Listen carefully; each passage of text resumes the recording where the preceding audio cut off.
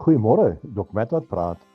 Ek kyk na die kleinkinders se speelgoed en daar is so 'n mannetjie en as jy hom nou begin vou en buig en so aan, dan transformeer hy in 'n voertuig, en word hy 'n kar. En dan kan jy hom weer van hierdie kar af laat verander na 'n mannetjie toe en transformasie vind plaas. Heeltemal anderste as wat dit was voorheen.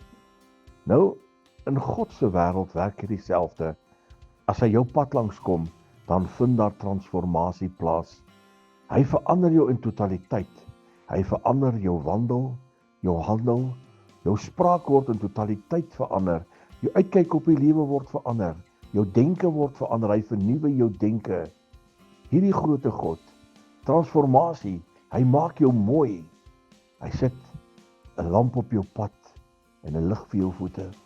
Hierdie Jesus is dan daar en hy dra jou deur.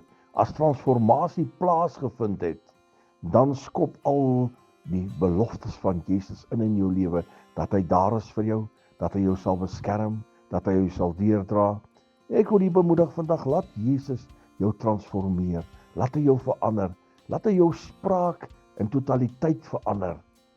Hou op negatief praat, hou op vuil praat, hou op die negatiewe dinge uitspreek oor ander mense, maar begin positief bely.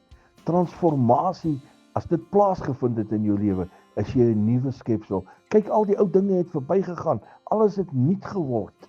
Laat dit nuut word in jou lewe, laat transformasie plaasvind, en dat jy so die wil van Koning Jesus doen. Herlewingsgroete.